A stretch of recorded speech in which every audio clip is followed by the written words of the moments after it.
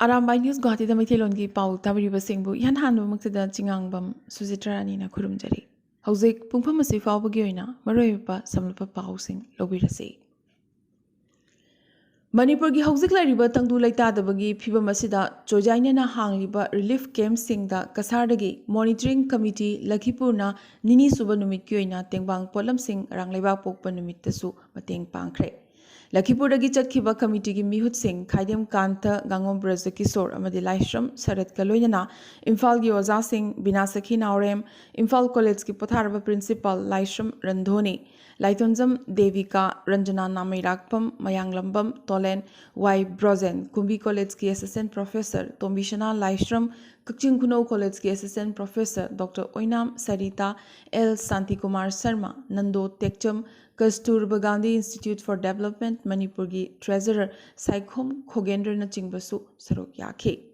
Tengbang Polam Yenkiba Relief Camp sing adudi Langmaidong Higher Secondary School, Yalang Khangpokpi Mayai Laikai, Napat, Sugnu Bajar, Kakching Kuno, Hizam, Angom Laikai, Amadi Kakchingi, Grace Cottage Academy dane.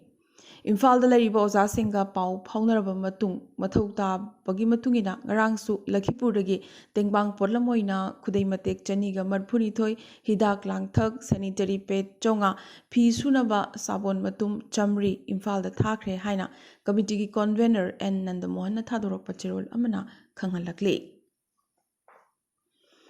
Ngarang Lebak Pokpa Numid ONGC gi CSR project ki makhada Saparmaina High School da Dex amadi Bench Jura Punna Kuntra amadi ONGC amasung Youth for Integration Trust Agartalaga Kusamnaraga Nupi Macha gi toilet anikak kudol tamnamkhre. Masida Saparmaina High School gi Ozamako Sawizam Baldevna Harau Nungaiba Fongdorokkibaga loinana ONGC amadi Agartalagi loop asibo thagatpa Fongdorakle. Hauzik Manipur gi pauda Manipura Kanglup anigi marakta ngasisu kapnaba adumak lepa leitri ngarang Imphal East ki Sagolmang Police Station gi manung channa Khamenlok area gi Mitei Khul Nongsum tamna kuki militant singna nongmai round kaya kaptharakhre hauzik phawbagi oinadi asoga panyawbugi pau press na phangba ngamdri nakalamaromda ngarang nungthil pung Mari Makhairom Tabada Nongsumgi Miamna Khamenlok amadi Agang Kuki Khulsing Mai Thaki Chiragasida Imphal East ki Ukhulamadi Kangpokpi district ki tainafam da lariba Yangang Pokpi Bazar matam kharagi oina thingzille haina Yangang Pokpi village committee office ta executive member Maisnam Upena Paumisingda Phongdorakhi Haukiba Jun Tarani Thoi Ningthokaba Numit ki Ayuki Pung Tarama Thoimuk Hel Tarakpa Duaida Central Force Mayam Amagi Mamit Mamang Maktada Kuki militant singna Yangang Pokpi Bazar Pauduna Chatkraga Tamna Pokpi Kul Heklan Thokibaga Nongmai round kaya Kapsilambagi Togdok Adugi Matung Yangang Pokpi Bazarda Misimina Kaya Yorokpa Yabagi Pibam Leibadagi Bazar Asi Thingzin Haina Mahakna Makatana Fongdorakhi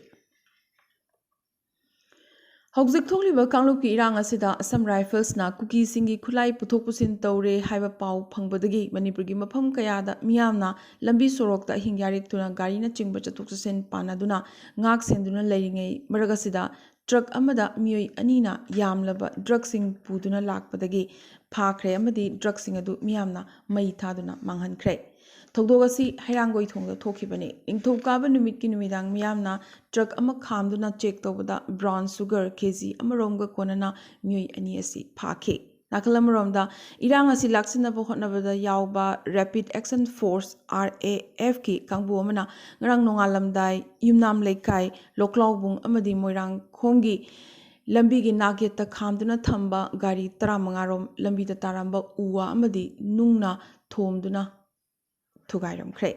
Morang Komda Mui Amasu Pubadagi Soki, Asigisu Matakta, Lambigi Manak Nakudalariba, Yum Singda, Dear Guest na Chingba Kapsinduna, Yumgi Tong Tonong na Chingba Kayasu, Thugairam Ke. Handakti, Army na Chenba Yara Ridabagi Pibamda, Hariba, Langi Pizol Setpa, Kulai Paiba Armina, Daukiba Thong Singadu, CCTV camera da Mayik Singna, Pazenba Namhoke.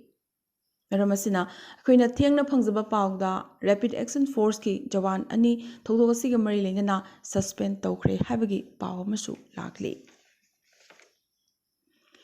Sugnu Sero area da Nomai Kapna Bakazik, Lep Krabasu, Kunja Singh, Tivagi Tabak Leptana, Changsili. ꯍꯧꯈꯤꯕ June 2ꯗ ꯁꯨꯒꯅꯨ ꯃꯥꯟꯗꯣꯞ ꯂꯩꯀꯥꯏꯗꯒꯤ ꯉꯥꯉꯣꯝ navy ꯀꯧꯕ ꯆꯍꯤ 18ꯔꯣꯝ ꯁꯨꯔꯕ ꯅꯨꯄꯥ ꯑꯃ ꯈꯨꯠꯊꯣꯛꯅꯕꯒꯤ ꯊꯧꯗꯣꯛ ꯑꯗꯨꯗꯒꯤ ꯉꯁꯤ ꯐꯥꯎꯕ ꯊꯤꯕ ꯐꯪꯗꯅ ꯂꯩꯔꯛꯂꯤ꯫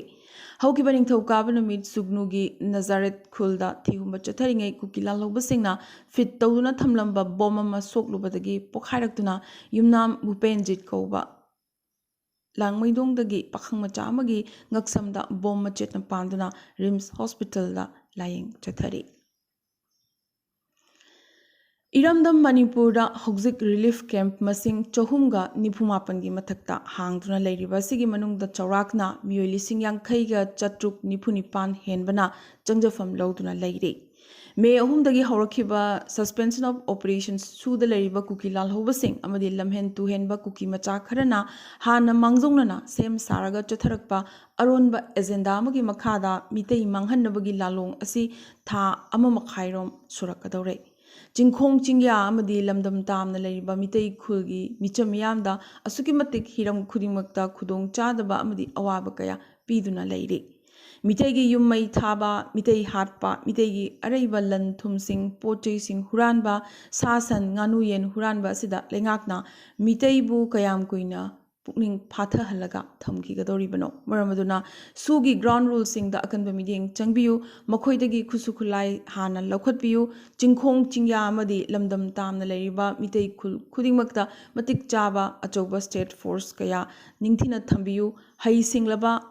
ꯑꯐꯕ ꯊꯥꯡ ꯇꯥ ꯁꯥꯟꯅꯔꯣꯏꯁꯤꯡꯗ ꯃꯈꯣꯏꯕꯨ ꯍꯣꯝ ꯗꯤꯄꯥꯔꯠꯃꯦꯟꯇ ꯊꯕꯛ ꯄꯤꯕꯤꯌꯨ ꯑꯃꯗꯤ ꯑꯅꯧꯕ ꯔꯤꯀ꯭ꯔꯨꯏꯠꯃꯦꯟꯠ ꯄ꯭ꯔꯣꯁꯦꯁ ꯇꯧꯗꯨꯅ ꯑꯐꯕ ꯃꯈꯜꯒꯤ ꯃꯇꯤꯛ ꯆꯥꯕ ꯈꯨꯠꯂꯥꯏ ꯄꯤꯗꯨꯅ ꯑꯃꯗꯤ ꯑꯆꯧꯕ ꯁ꯭ꯇꯦꯠ ꯐꯣꯔꯁ ꯑꯃ ꯑꯣꯏꯅꯅꯕ ꯃꯈꯣꯏꯕꯨ ꯅꯧꯅ ꯇ꯭ꯔꯦꯅꯤꯡ ꯄꯤꯗꯨꯅ ꯑꯅꯧꯕ ꯕꯠꯂꯤꯌꯟ ꯀꯌꯥ ꯂꯤꯡꯈꯠꯇꯨꯅ ꯂꯩꯕꯥꯛ ꯉꯥꯛꯄꯗ ꯃꯈꯣꯏꯁꯨ ꯑꯉꯝꯕ ꯃꯈꯩ ꯁꯔꯨꯛ ꯌꯥꯍꯟꯐꯝ ꯊꯣꯛꯏ ꯍꯥꯏꯅ South East Asia Cultural Organisation ꯁꯤꯀꯣꯒꯤ ꯁꯦꯀ꯭ꯔꯦꯇꯔꯤ ꯄꯕ꯭ꯂꯤꯁꯤꯇꯤ ꯊꯥꯡꯖꯝ ꯏꯅꯥꯎꯆꯥꯅ ꯊꯥꯗꯣꯔꯛꯄ ꯆꯦꯔꯣꯜ ꯑꯃꯅ ꯐꯣꯡꯗꯣꯔꯛꯂꯤ꯫ ꯁꯦꯟꯇꯔꯅ ꯁꯦꯝꯈꯤꯕ ꯄꯤꯁ ꯀꯃꯤꯇꯤ ꯑꯁꯤꯅ ꯃꯅꯤꯄꯨꯔꯗ ꯏꯪ ꯇꯞꯄ ꯄꯨꯔꯛꯀꯅꯤ ꯍꯥꯏꯕ ꯊꯥꯖꯗ꯭ꯔꯦ ꯍꯥꯏꯅ ꯐꯣꯔꯝ ꯐꯣꯔ ꯔꯤꯁꯇꯣꯔꯦꯁꯟ ꯑꯣꯐ ꯄꯤꯁꯀꯤ ꯀꯟꯚꯦꯅꯔ ꯑꯁꯥꯡ ꯀꯁꯥꯔꯅ ꯄꯥꯎꯃꯤꯁꯤꯡꯗ ꯐꯣꯡꯗꯣꯔꯛꯈ꯭ꯔꯦ꯫ ꯁꯥꯟꯇꯤ ꯄꯨꯔꯛꯅꯕ ꯆꯦꯟ ꯆꯣꯡꯗꯨꯅ ꯍꯣꯠꯅꯔꯤꯕ ꯃꯤꯑꯣꯏꯁꯤꯡꯗꯤ ꯄꯤꯁ ꯀꯃꯤꯇꯤ ꯑꯁꯤꯒꯤ ꯂꯤꯁꯇ ꯑꯃꯠꯇ ꯌꯥꯎꯕꯤꯔꯛꯇ꯭ꯔꯦ꯫ ꯄꯤꯁ ꯀꯔꯤꯅꯣ ꯍꯥꯏꯕ ꯈꯪꯗꯕ ꯀꯌా ꯑꯃ ꯌꯥꯎꯕ ꯎꯔꯦ꯫ ꯄꯤꯁ ꯀꯃꯤꯇꯤ ꯑꯃ ꯁꯦꯝꯕꯗ CM, ꯃꯤꯅꯤꯁꯇꯔ, MLA ꯑꯃꯗꯤ ꯄꯣꯂꯤꯇꯤꯀꯦꯜ ꯄꯥꯔꯇꯤꯒ ꯃꯔꯤ ꯂꯩꯅꯕ ꯃꯤꯑꯣꯏ ꯑꯃꯠꯇ ꯌꯥꯎꯕ ꯌꯥꯗꯦ꯫ ꯃꯅꯤꯄꯨꯔꯗ ꯂꯩꯔꯤꯕ ꯀꯥꯡꯂꯨꯞ 34ꯒꯤ ꯃꯤꯍꯨꯠꯁꯤꯡ ꯑꯃꯗꯤ ꯁꯤꯚꯤꯜ ꯁꯣꯁꯥꯏꯇꯤ ꯑꯣꯔꯒꯅꯥꯏꯖꯦꯁꯟꯁꯤꯡꯒꯤ ꯃꯤꯍꯨꯠꯁꯤꯡ ꯌꯥꯎꯅ ꯁꯦꯝꯕ ꯄꯤꯁ ꯀꯃꯤꯇꯤ ꯑꯗꯨꯅ ꯃꯅꯤꯄꯨꯔꯗ ꯁꯥꯟꯇꯤ ꯄꯨꯔꯛꯄ ꯉꯝꯒꯅꯤ꯫ ꯏꯔꯥꯡ ꯑꯁꯤ ꯁꯣꯜꯚ ꯇꯧꯁꯤ ꯍꯥꯏꯔꯕꯗꯤ ꯊꯥꯔꯗ ꯄꯥꯔꯇꯤ ꯑꯃꯗꯤ ꯅ꯭ꯌꯨꯇ꯭ꯔꯦꯜ ꯑꯣꯏꯕ ꯗꯔꯀꯥꯔ ꯂꯩ ꯍꯥꯏꯅ ꯃꯍꯥꯛꯅ ꯄ꯭ꯔꯦꯁ ꯀ꯭ꯂꯕꯇ ꯄꯥꯎꯃꯤꯁꯤꯡꯗ ꯃꯈꯥ ꯇꯥꯅ ꯐꯣꯡꯗꯣꯔꯛꯈꯤ꯫ ꯃꯔꯛ ꯑꯁꯤꯗ ꯀꯣꯀꯣꯃꯤ ꯑꯃꯗꯤ ꯃꯤꯇꯩ ꯂꯤꯄꯨꯟꯕꯨ ꯇꯦꯔꯣꯔꯤꯁꯠꯅꯤ ꯍꯥꯏꯅ ꯀꯣꯇꯨ ꯍꯥꯏꯕꯗꯤ ꯀꯃꯤꯇꯤ ꯑꯣꯟ ꯇ꯭ꯔꯥꯏꯕꯦꯜ ꯌꯨꯅꯤꯇꯤ ꯁꯗꯔ ꯍꯤꯜꯁꯅ ꯂꯥꯎꯊꯣꯛꯈꯤꯕꯒ ꯂꯣꯏꯅꯅ ꯇꯣꯈꯥꯏꯕ ꯑꯦꯗꯃꯤꯅꯤꯁꯇ꯭ꯔꯦꯁꯟ, ꯁꯦꯄꯔꯦꯠ ꯑꯦꯗꯃꯤꯅꯤꯁꯇ꯭ꯔꯦꯁꯟꯒꯤ ꯗꯤꯃꯥꯟ ꯍꯦꯛ ꯐꯪꯗ꯭ꯔꯤꯕ ꯐꯥꯎꯕ ꯊꯦꯡꯅꯕ ꯍꯥꯏꯅꯁꯨ ꯋꯥꯔꯦꯞ ꯂꯧꯈ꯭ꯔꯦ ꯍꯥꯏꯔꯤ꯫ ꯅꯥꯀꯜ ꯑꯃꯔꯣꯝꯗ ꯂꯩꯉꯥꯛꯅ ꯄꯤꯁ ꯀꯃꯤꯇꯤ ꯑꯃ ꯁꯦꯝꯂꯛꯄ ꯑꯁꯤꯕꯨ ꯀꯪꯂꯥꯃꯩ ꯑꯃꯗꯤ ꯀꯤꯜꯅ ꯇꯔꯥꯝꯅ ꯑꯣꯛꯏ꯫ ꯇꯧꯕꯇꯕꯨ ꯀꯃꯤꯇꯤ ꯑꯁꯤꯒꯤ ꯂꯤꯁꯠ 38 ꯁꯨꯕꯗ ꯌꯥꯎꯔꯤꯕ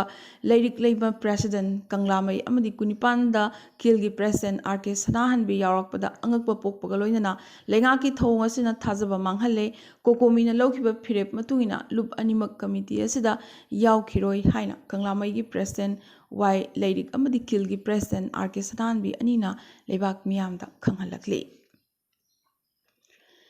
ꯍꯧꯖꯤꯛ ꯃꯅꯤꯄꯨꯔꯗ ꯃꯤꯇꯩ ꯐꯨꯔꯨꯞꯅ ꯉꯥꯏꯔꯤꯕꯁꯤ ꯍꯣꯝ ꯃꯤꯅꯤꯁꯇꯔ ꯑꯃꯤꯠ ꯁꯥꯍꯒꯤ ꯃꯊꯪꯒꯤ ꯃꯅꯤꯄꯨꯔꯒꯤ ꯈꯣꯡꯆꯠ ꯑꯁꯤꯅꯤ꯫ ꯑꯍꯥꯟꯕꯒꯤ ꯈꯣꯡꯆꯠꯇ ꯃꯍꯥꯛꯅ ꯈꯠꯅꯒꯅꯨ, ꯆꯩꯅꯒꯅꯨ ꯍꯥꯏꯕꯒ ꯂꯣꯏꯅꯅ ꯃꯩ ꯊꯥꯈꯤꯕ ꯌꯨꯝ ꯃꯁꯤꯡ ꯑꯃꯗꯤ ꯃꯤ ꯁꯤꯕꯒꯤ ꯃꯁꯤꯡ ꯊꯤꯔꯝꯂꯒ ꯑꯗꯨꯃꯛ ꯆꯠꯈꯤꯕꯅꯤ꯫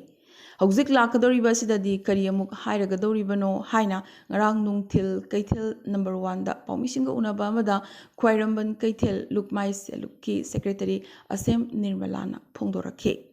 ꯄ꯭ꯔꯥꯏꯝ ꯃꯤꯅꯤꯁꯇꯔꯅ ꯀꯔꯤꯒꯤ ꯇꯨꯃꯤꯟꯅ ꯂꯩꯁꯤꯜꯂꯤꯕꯅꯣ? ꯗꯕꯜ ꯏꯟꯖꯤꯟꯒꯤ ꯃꯔꯛꯇ ꯀꯔꯤꯒꯨꯝꯕ ꯃꯤꯁꯑꯟꯗꯔꯁꯇꯦꯟꯗꯤꯡ ꯑꯃ ꯂꯩꯔꯦ ꯍꯥꯏꯅ ꯂꯧꯕ ꯑꯩꯈꯣꯏꯅ ꯂꯧꯏ꯫ ꯑꯩꯈꯣꯏꯕꯨ ꯏꯟꯗꯤꯌꯥ ꯍꯥꯏꯅ ꯂꯧꯗ꯭ꯔꯕ꯭ꯔꯥ? ꯍꯧꯖꯤꯛ ꯂꯩꯔꯤꯕ ꯐꯤꯚꯝ ꯑꯁꯤꯗ ꯃꯅꯤꯄꯨꯔꯗ ꯂꯩꯔꯤꯕ ꯅꯨꯄꯤ ꯀꯩꯊꯦꯜ ꯄꯨꯝꯅꯃꯛꯇ ꯑꯩꯈꯣꯏ ꯃꯤꯇꯩꯒꯤ ꯑꯣꯏꯕ ꯁꯤꯡꯒꯜ ꯗꯤꯃꯥꯟ ꯑꯃ ꯇꯥꯜꯂꯗꯨꯅ ꯈꯣꯡꯖꯪ ꯆꯪꯁꯤꯜꯂꯒꯅꯤ ꯍꯥꯏꯅꯁꯨ ꯏꯃꯥꯁꯤꯅ ꯄꯥꯎꯃꯤꯁꯤꯡꯗ ꯃꯈꯥ ꯇꯥꯅ ꯐꯣꯡꯗꯣꯔꯛꯈꯤ꯫ Handak tholiba kangluki irang asigi MP Center ni hainariba Churachandpurda leiriba Churachandpur Medical College ki mahairoi maudrama mapanda Manipur lengakna mateng panglagani. Manipur lengakna haizabadagi National Medical Council na Churachandpur Medical College ki mahairoi shingidamak class tongnanabagi atopa thorang ama sinbagi warepta ayaba pirakre. Council asina mahusagi phibamda hek hanjilaktriba fawba Churachandpur amadi Imphal animakta class tongnanabagi ayaba pirakre. नेदागी convener अमदी असम की CM Himanta Biswa Sarma ngasi amuk manipur gi Churachandpur amadi kangpokpida chatlaba yana leiri ingsingwa yai haukiba jun 10 da imphal da laklamkhiba adugi matung hanaki asina himant biswa sharma gi anishuba manipur khongchat oigadori bane banba yai manipur gi masak naraba civil society ahum kokomi indigenous tribal leaders forum amadi kuki inpina center na semba manipur peace committee da yauroi hairakhrabagi matung nedagi convener si manipur da amuk chatgadori bane Mitai Convention Jirina Sinduna Kalinagar Larembi Lekai de Laiba Sanamahi gi Sanglenda Hausik Manipur da Tholiba Kangluki Irang asigi matang da Paugi Mipam Ama Pangthokladuna General Secretary W Dinesh Mitai na haikibada Kuki Amadi Mitai gi Kangluki Irang asinang asisu tangdu leita da balamdam ama oiduna leiri Maikei kayada mikap mirau kholna thallaba lamdam ama oihelagliba se Mitai Convention Jirina thamoi shokna nuaitaba amadi pendaba phongdorakli Ningsing bayai haukiba English amga chamapan maudrani thoi maudra humdoi da naga amadi kuki anigi marakda khuthokna khiba amadi English amga chamapan maudra taret maudrani panda kuki amadi paitegi marakda thokiba irangi matamda tampaki loopsing amadi ima event singna tumba chaba khangdana anala yengduna amadi ahing kaya maira paiduna kuki lanjin lakhiba singbu sak khangkiba pnamak aremba tare manipurgi arepa apunba saktam kaihandaba manipur da NRC chotnahanba kuki militant singa tongnakiba su handokpa haibasi Mitai Convention gi su apambani lengakna chinna tangangba natana thabak oina utbiyu haina su MC Jirina haizarakli Ziribam da apunba miyam gi oiba haunaruba tawduna maikei kya da gilambi da thoraktuna apunba miyam gi kholaw maga loinana human chain semduna amadi khutta play card kaya paraduna manipur da NRC chotnahalu manipur da tonganba administration ama thamba yaroi manipur gi ngamkhai kaiba yaroi long live manipur haiduna apunba miyam gi khongjat amasu jiribam gi mafam kya da chatkre khongjat adu da jiribam da khunda minariba Bisnupriya manipuri amadi Mitai pangal ima iben yumthong khuding dagi thoraktuna khongjat adu da saruk yakhi mathangi sidi Mizoram gi pauda Mizoram lenga ki timama lakliba sagol sel numit Delhi da chatuna Manipur gi mayum makai thadok lamlaga Mizoram da chelaktuna lariba miyoi singda Central Aid Pibinaba Center da taksin ga dawri panba yai ngarang Manipur gi ahenba miyoi chamaga nifutare changlakhibaga loyana ngarang phawbada state asida changjafam lawduna lariba IDP habadi internally displaced people puna lising taraga chamapan yankai taret sure haire Maragasida Mizoram gi maroiba civil society sing amadi mahairoi loop singi apunba loop Mizoram NGO Coordination Committee NGOCC na Manipur lariba kuki jo sing da support amadi solidarity utpoina lagliba jun kulhum doida Aizol da protest rally ama kaukre rally asi Raj Bhavan mamang da pangthokpa hainasu warep laukre Mathangi asidi Arunachal gi pauda Nong kana chubadagi amadi lekhom leinang amasung lebak ningkhaibadagi Arunachal Pradesh ki West Kameng district ki manung channa Lumum Phol habadi tipi ising chaibi manak Balipara Charidwar Tawang labida ningthokaba numit ki numidang wairam dagi pung 19 hena gari chamaga yankhai hena lengba yadana leiri Hariba lambi asi West Kameng Tawang amadi East Kameng district ki lifeline oribani Assam gi Sonitpur district ka samnariba maroiba lambi ama haibadu oribani Aroibada ngasigi tentakpa maroiba pau khara Assam da matamamada miyamna kinakhiba secret killing case kamari lenana Assam gi hanigi CM Prafullo Kumar Mahantabu Guwahati High Court na clean chit pikre Assam da maroina venture school singda sasinaba mahairo ghost student lak mari henna ming chalamle hairi Nong chingi phibam da miyeng thamlaga Assam gi Dimahasau district ki lebak ning khaigan ba area da leiba school sing lengakna thingjinnaba order thokre Imphal East amadi Imphal West ngarang ayuk pung 5 numidang pung 9 fauba curfew komthoklamba adu law and order gi phibam yenglaga district ani asigi magistrate singna ngarang numidang pung 3 fauba tang komthoktuna curfew gi matam tensil hankhre. Haukiba June 8 irai numitta kangpokpida kuki ahum hatkiba matung Committee on Travel Unity Sadar Hills na National Highway number 2 da blockade amukasu thamjinkre. Olympian Mirabai Chanu amadi Bindarani Devi bu St. Louis USA da train tobugi proposal Manipur Olympic Committee MOC na approve tawkre. West Bengal gi CM Mamta Banerjee amadi Assam gi CM Himanta Biswa Sarma gi mathangda Bangladesh gi Prime Minister Sheikh Hasina na Nagaland gi CM Nephew Rio da su yamnamak ahawba makhalgi hainau khara khudol oina tamlakre. Rajasthan gi Barmer da luhonggadoriba bor masamakna tractor ama thauraduna tractor yankhai ma thoigi procession oina kanya gi yumda lakpagi angakpa amadi top toppa thogdok ama thokre. Cockpit ta makhoigi female friend kokshinbagi damag Air India na pilot anigi mathakta action laukhatkre. RBI na Nagaland sub office hangdokre. Arunachal Pradesh su sub office ama yamna thunamak leiragani hairi. Phibam asida awang nongpogi state taruk haibadi Assam, Meghalaya, Manipur, Mizoram, Tripura amadi Nagaland da RBI gi office taruk leiragani. Awang nongpoktagi ihan hanba nupi officer oina Sulanjana Dattabu State Bank of India gi Chief General Manager oina haplagani. Mumbai amadi Pune Expressway da leiba Lonawala overbridge mathakta accident thoktuna oil tanker ama mai chakwadagi miyoi mari thawai mangkhre ahumna asogapan nangkhre. Mayadu akiba moongda mathang sandorakhi. India da online game sing amukhana thingzilakpa yana leirakli. Amadi June 13 fauba go flight na makhatana makogi flight sing amukahana cancel tawrakre. Nasigo India Arambai News Guwahati da mitilon gi pau santhokchaba matang installation jabaga loinana tabiriba singbo amkaso hanna khurumjari.